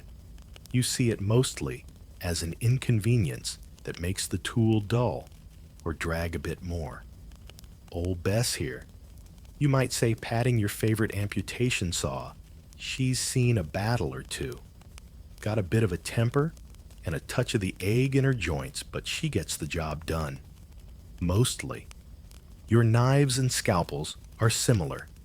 Forged by the local smithy, they might hold an edge for a while, but they require constant sharpening. The handles are often wood or bone materials that absorb blood and other bodily fluids, becoming ingrained with the biological history of every patient you've treated. Those little crevices, where the blade meets the handle, perfect little incubators for all sorts of mischief. A mainstream historical fact is that the basic design of many surgical instruments saw remarkably little change from the Roman era right through the medieval period and even into the Renaissance. Innovation was slow, and the emphasis was often more on robustness than on delicacy, or heaven forbid, ease of cleaning. And cleaning, that's a generous term for what usually happens. After a procedure, you might wipe your bloodied saw or knife on your apron, that trusty multi-layered canvas of past operations. Or perhaps you'll rinse it in a basin of water that's likely been sitting there all day, already cloudy with, well, let's just call it organic residue. The idea of boiling instruments to sterilize them or using chemical disinfectants is entirely alien. If it looks passably clean to the naked eye, if the grossest bits of tissue and gore have been wiped away, then it's ready for the next person. You're not being negligent by your era's standards. You simply don't know that invisible armies are marching on your blades. Our modern operating theaters, with their gleaming stainless steel and rigorous sterilization protocols, would seem like magical otherworldly palaces to you. A quick rinse and a prayer, you might tell your apprentice, that's all she needs. Keeps the good luck and see so. Come on. Then there are the rags. When you dress a wound, you reach for a strip of linen. But where does this linen come from? It's rarely fresh, sterile gauze. More often, it's salvaged cloth, old shirts, discarded bed linens, torn and retorn washed, perhaps, but certainly not sterilized. These are your bandages, your sponges to soak up blood, your padding for splints. They might be softened with use, which is a plus, but they also carry the dust dirt and microscopic detritus of their previous lives. You might even have a favorite old set of dressings, believing their prior use in a successful healing imbues them with some beneficial property. A quirky and rather unsettling tidbit for you, some practitioners might even have a lucky surgical gown or apron, one they rarely washed, believing it carried the good fortune of past successful operations. Imagine the unseen ecosystem thriving in its threads. Your shop itself is hardly a temple of hygiene. The floor might be dirt or rough wooden planks stained with generations of spilled blood and other fluids. Flies buzz lazily, drawn by the metallic scent that always hangs in the air. Lighting is poor, often just a single window, or the flickering flame of a candle, making it hard to see fine details, let alone specks of dirt. When you perform an operation, you're not just battling the patient's ailment. You're battling the environment. An environment that is, from a microbial perspective, actively hostile. You do your best with what you know. You might favor certain herbs in your poultices, believing they draw out corruption. You might meticulously clean the visible grime from a wound before dressing it.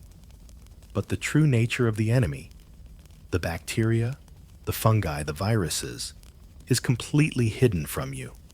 Historians still argue whether the documented use of substances like wine or vinegar in wound care, both of which possess some mild antiseptic qualities, was based on early, albeit unarticulated empirical observations that these treatments sometimes led to slightly better outcomes, or if their application was purely symbolic or rooted in humoral theories, wine being hot and dry.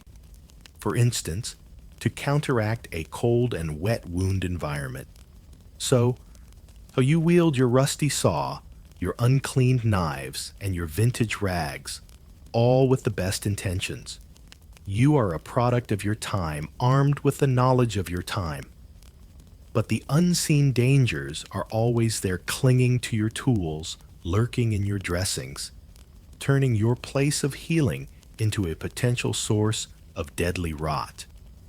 Each patient is a gamble not just against their disease, but against the very instruments you use to treat them. It's a grim lottery, and the house, the invisible world of microbes, often has the winning ticket. Your rusty tools have done their work, your salvaged rags are soaked anew, and another patient lies hovering between this world and the next. You've done everything your master taught you, everything your experience suggests. Yet you see it time and time again, the dreaded heat, the angry swelling, the foul discharge, the consuming fever. The slow sepsis we've spoken of, the rot that follows even your swiftest interventions, remains a terrifyingly common outcome. But in a world without the knowledge of microscopic germs, without the understanding of bacteria and viruses, how do you explain these devastating failures? How do you and the community you serve make sense of this relentless assault by invisible enemies? You turn to explanations that to our modern ears sound like a catalog of nightmares. Demons and disease become intertwined, and dark forces are often blamed for what your uncleaned instruments have wrought. When a wound festers despite your best efforts, when a patient spirals into delirium and death, it's rarely attributed to a simple lack of hygiene. Instead, the air might crackle with whispers of supernatural malevolence. Perhaps a demon ever watchful for an opening has slipped into the wound, an uninvited guest now feasting on the patient's vitality. You might even incorporate elements of spiritual warfare into your post-operative care. Prayers for protection, the placement of holy relics near the sickbed, or the burning of blessed herbs to create a sanctified smoke. These are not just comforting rituals. They are considered active measures against demonic interference. The wound is glowing in a rather unhealthy shade of green, you say, and emitting a sulfurous odor.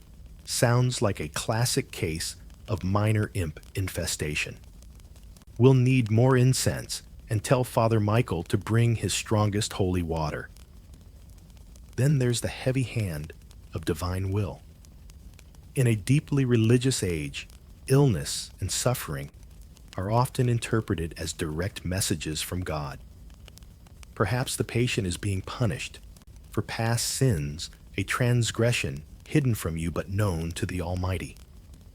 Or maybe it's a test of faith for the family, a trial to be endured with piety and resignation. This framework, while offering little in terms of practical solutions, provides a powerful explanatory model.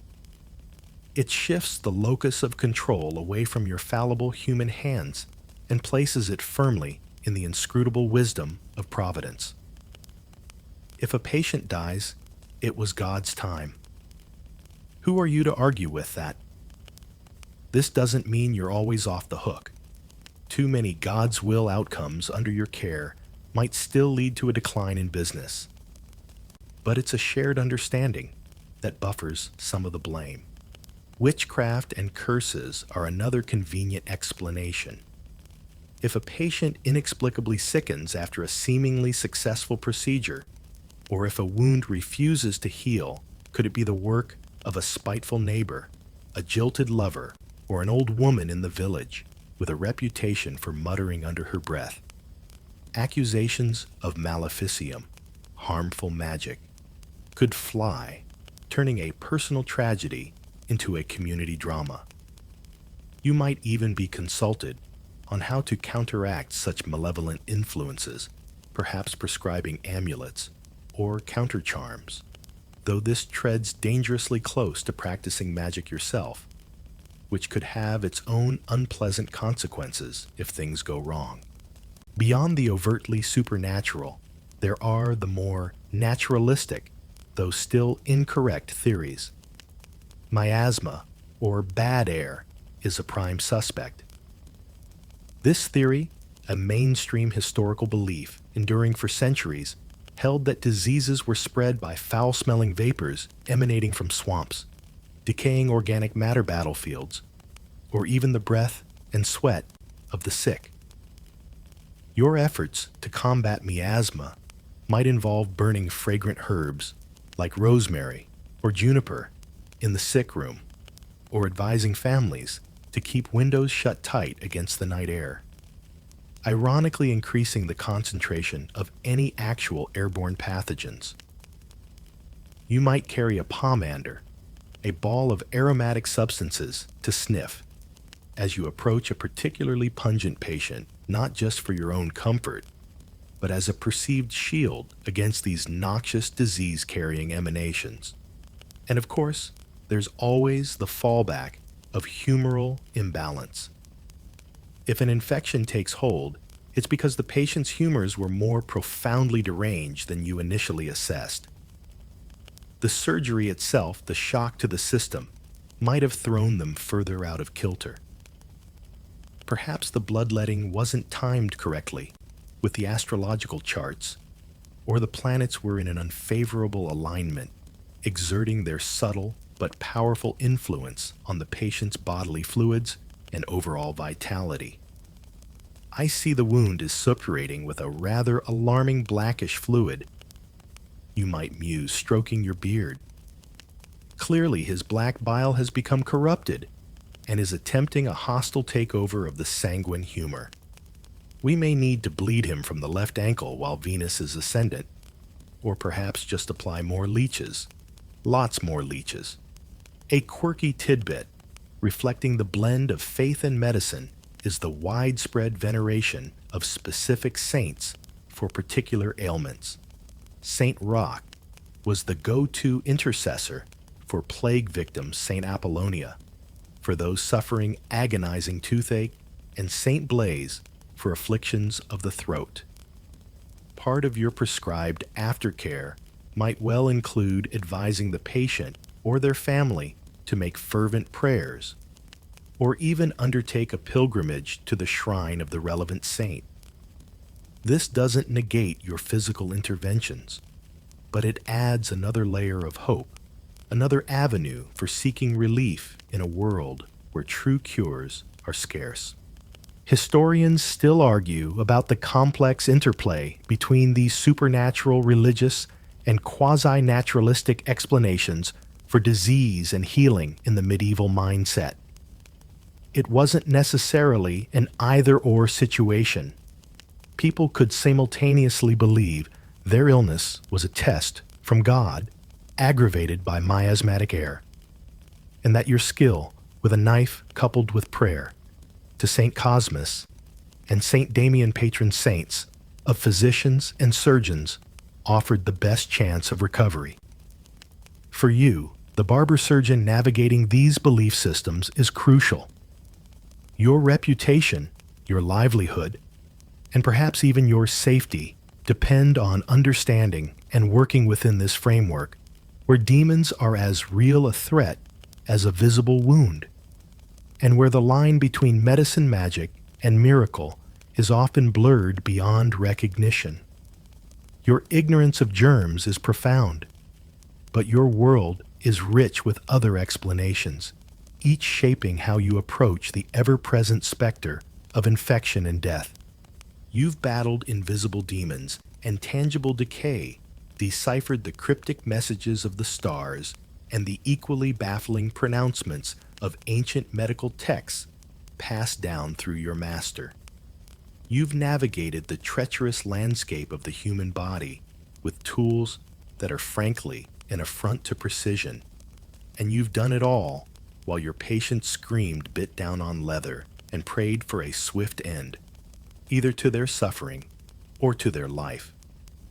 You are the last resort, the final hope when all else fails. And yet after all this, after wading through blood and confronting horrors that would make a seasoned soldier blanch, what is your reward? Often, it's not respect, not admiration, but a quiet scorn, a subtle or not so subtle disdain. Society needs your gruesome skills, but it prefers to keep you, the practitioner, of those skills at arm's length. You are the necessary evil, the butcher, not the esteemed healer. The university-trained physician, now he's a different breed altogether. He swans about in fine robes, his hands unsoiled by the grim realities of his profession. He's read Galen and Avicenna, perhaps even in their original languages.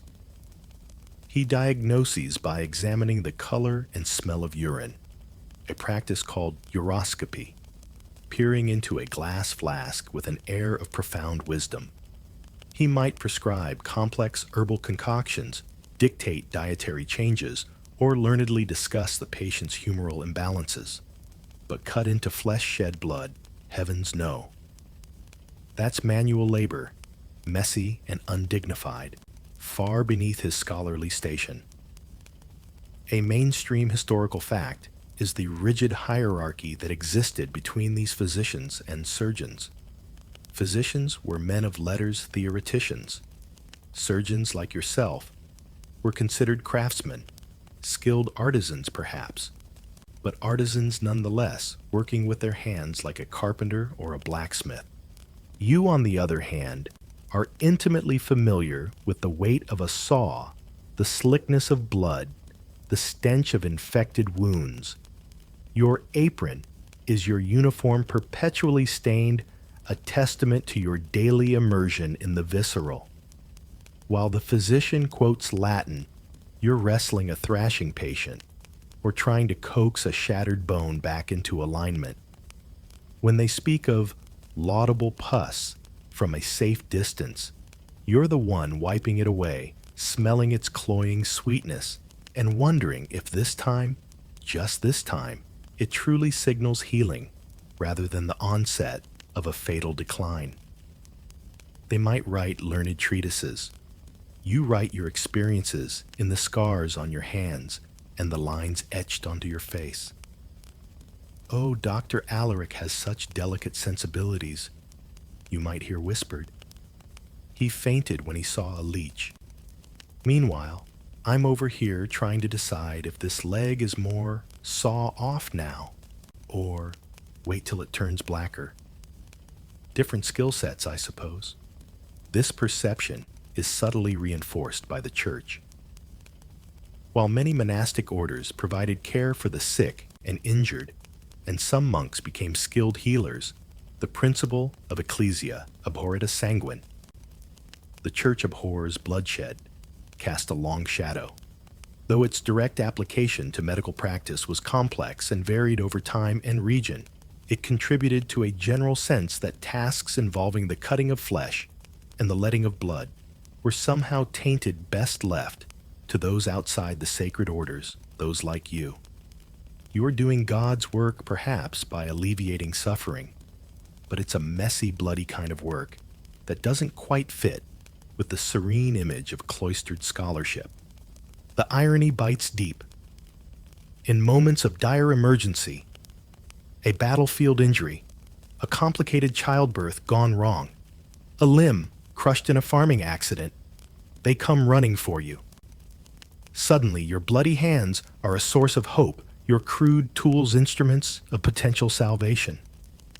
But once the crisis has passed, once the immediate terror has subsided, the old distinctions reassert themselves. You're the one who lives on the edge of town, perhaps your shop, a place children are warned away from. You're the one whose presence at a feast might cause a slight wrinkling of noses, a subtle shift in seating arrangements. Don't sit little Timmy next to the barber surgeon. Dearie might have bits of, well, still on him. A quirky and often grim aspect of your role in some communities might extend beyond straightforward healing. Because you're already associated with cutting and blood, you might be called upon for other unpleasant civic duties. Perhaps acting as a rudimentary coroner, examining bodies found under suspicious circumstances. Or, in darker times, you might even be tasked with tending to the victims of judicial torture, patching them up just enough so they can endure another session, or even performing judicial mutilations dictated by the courts. Such tasks, while sometimes unavoidable, would do little to endear you to the general populace, or elevate your perceived status beyond that of a necessary, if rather grim, functionary. Historians still argue about the potential for social advancement for a particularly skilled barber-surgeon. Could exceptional talent, a string of remarkable successes, or patronage from a powerful noble allow an individual to transcend the typical societal limitations of the profession and achieve a degree of wealth and genuine respect, perhaps in isolated cases? But for most like you, it's a life of constant striving, of providing an essential, often terrifying service while navigating a society that both needs and despises your craft. Your guild might offer some camaraderie, some shared understanding with fellow practitioners who face the same challenges and prejudices. Within those walls, you are understood. Outside, you are the man with the blood on his apron, the one who walks hand in hand with pain and death, a figure more feared than revered, more tolerated than celebrated. You are the butcher. They whisper conveniently, forgetting that sometimes the butcher is the only one standing between them and the grave. Day in, day out, you dwell on life's precipice. Each patient who crosses your threshold, especially those needing more than a shave or a simple bloodletting, brings with them the cold shadow of mortality. Your small, often dim shop is a constant theater of high-stakes drama, where your decisions made with imperfect knowledge and crude tools can mean the difference between a continued existence, however scarred, and a swift dispatch to the hereafter. You are the ferryman on a river of suffering, constantly negotiating with death. Yet the true respect accorded to those who genuinely hold life in their hands seems to perpetually elude you. Esteem is a currency rarely paid to your account. Imagine the weight of that responsibility. When a limb is mangled or a wound festers towards gangrene, there are no teams of specialists to consult, no ethics committees to debate the options. There is just you, your experience, a patchwork of successes and horrifying failures in the desperate eyes of the patient or their pleading family. You make the call to cut or not to cut, to probe deeper, or to leave well enough alone, hoping nature or God will be kind. Each choice is a gamble, and the stakes are absolute. And when the dice fall unfavorably, as they so often do in this unforgiving era, the accusing fingers rarely point towards the heavens or the patient's ill fortune alone. They often find their way to you. If a patient dies under your care, and let's be honest, many do, the explanations of demonic interference or divine will, which we discussed earlier, might satisfy some. But grief is a powerful, irrational beast. A distraught husband who has just lost his wife after you attempted to deliver a stillborn child, or a mother whose son succumbed to fever after you set his broken leg, might not be so quick to absolve you. Whispers of incompetence, of carelessness, even of outright malice can spread like wildfire through a tight-knit community. He was too quick with the knife, they might say, or too slow with the dressing. He used the wrong herbs. His hands were shaking. The learned physician, with his abstract theories and his clean fingernails, can more easily deflect blame. He wasn't the one wielding the blade. He merely offered an opinion. You, however, were the agent of intervention, your hands directly involved in the outcome. You are the visible, tangible focus for their anger and sorrow. It's a tough crowd. You might tell your reflection in a murky puddle. Save a life, you're a good barber for a week. Lose one, and you're a bumbling butcher till the next plague comes along to make everyone forget. This lack of esteem, this constant threat of blame grinds away at you. You perform procedures that require immense courage on both your part and the patient's, procedures that snatch people from the very jaws of death. Yet you are still viewed primarily as a tradesman, a step above a tanner or a rat catcher perhaps, but certainly not in the same league as the esteemed men of the cloth or the law. A mainstream historical fact is that while accusations of medical malpractice did occur in the medieval period, the legal recourse was often inconsistent and varied greatly by region and the social standing of those involved. Guilds might offer some protection or internal discipline, but a sufficiently outraged populace or a powerful accuser could still make your life exceedingly difficult. And what of the risks you personally endure? Every time you lean over a plague victim to lance a suppurating bubo, every time you dress a wound oozing with unknown contagions, you are exposing yourself to the very diseases you're trying to combat. You have no gloves, no masks, no real understanding of contagion pathways beyond vague notions of bad air or direct contact. Your blood-stained apron is less a barrier and more a sponge for whatever microscopic horrors your patients carry. Then there's the risk of violence. A patient driven mad by pain might lash out. A grieving relative convinced you've killed their loved one might seek retribution. Your livelihood itself is perpetually on the line. A few too many deaths, a few too many botched jobs, and your reputation is ruined. Your ability to earn a crust gone. My personal health plan. You might quip darkly to a fellow barber surgeon over a pint of ale. Avoid breathing too deeply near the infectious and learn to duck quickly when a grieving husband picks up a stool. How do you cope with this constant dance on life's edge? This heavy burden of responsibility, coupled with so little reward in terms of respect or security.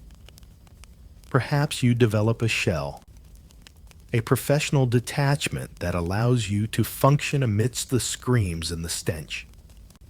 Maybe a dark gallows humor, becomes your closest companion, a way to deflect the ever-present tragedy.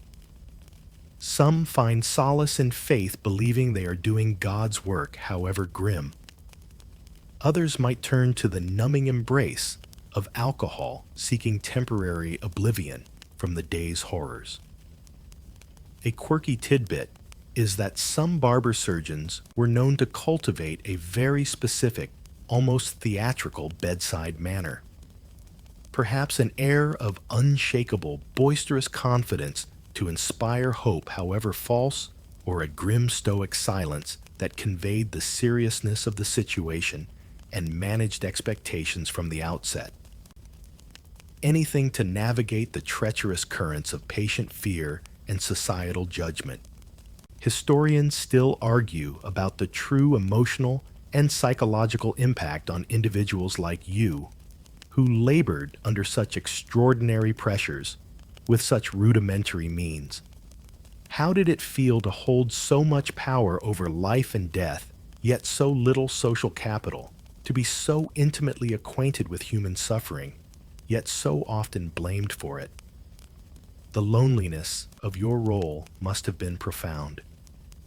Few could truly understand the razor's edge you walked each day, caught between the patient's desperate hope, society's fickle judgment, and the ever-present chilling reality of death. And so, your life as a barber surgeon unfolds a relentless cycle of blood and bone, of fleeting hope and frequent despair, lived out on the very margins of healing and horror.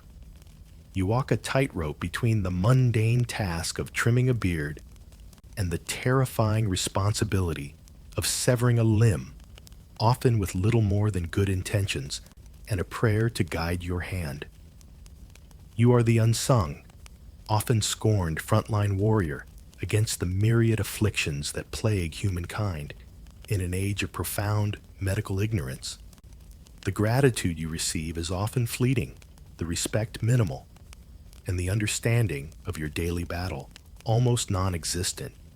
Yet even in this era of pervasive darkness, tiny flickers of change are beginning to ignite, though their light may not fully illuminate the world for centuries to come.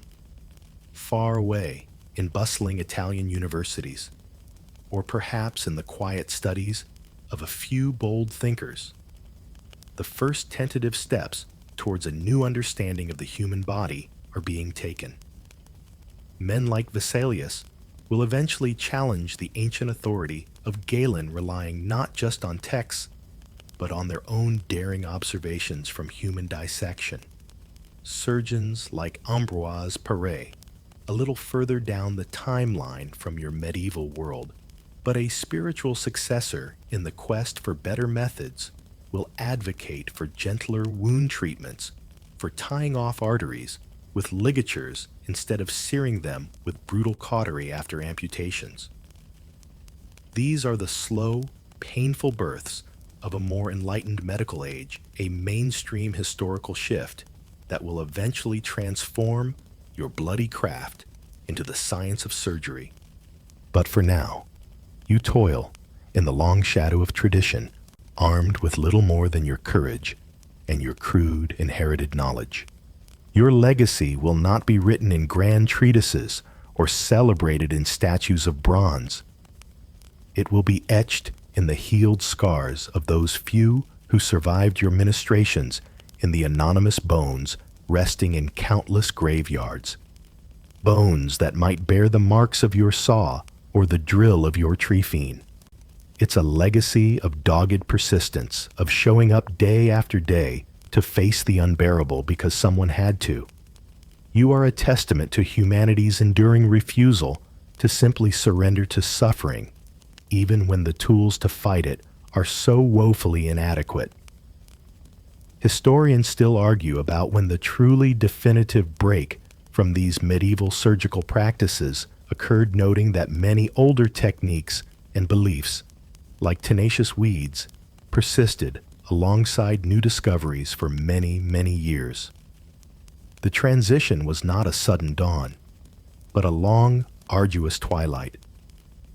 You were in so many ways part barber, part butcher, part priest of pain, a strange trinity ministering to the body and in your own rough way to the terrified spirit. You shaved heads and severed limbs, and sometimes in the dim light, in the heat of the moment, you might have felt you couldn't quite tell which was which, so blurred were the lines of your daily existence. It was a life lived on the raw edge of human experience. And what did you do after a particularly grueling day of such work? Perhaps you found a quiet moment to meticulously sharpen your razors. A quirky tidbit, this that some of your kind took immense pride in the almost supernatural keenness of their shaving blades, a small pocket of precise artistry in a world of blunt force. It was a small act of control, a moment of finesse before the next wave of chaos arrived with the morning light. Well, another day, another dozen chances to accidentally kill someone, or miracle of miracles, actually help. You might think. It's a living. Barely.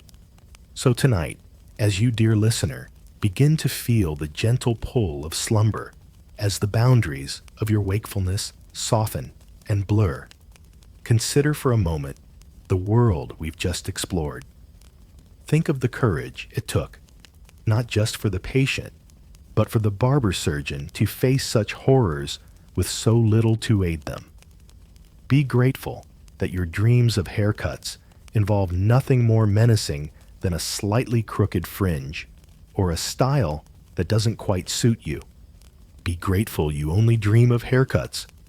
And now, let the shadows in your room grow a little deeper, a little softer. The journey we've taken tonight has been a difficult one, walking through corridors of pain and fear, lit by the flickering, uncertain light of a bygone era. But that era, with all its harsh realities, is now receding like the tide pulling away from the shore, leaving behind only the faintest echo of its passage. The scent of blood and herbs, the rasp of the saw, the desperate prayers whispered in the gloom. Let them all fade now. They are but stories, whispers from a distant past, and they have no power here in the quiet sanctuary of your approach to sleep. You are safe, you are comfortable, and the trials of the medieval world are 1,000 years removed from your peaceful breathing. Feel the tension release from your shoulders, from your jaw, from the tiny muscles around your eyes.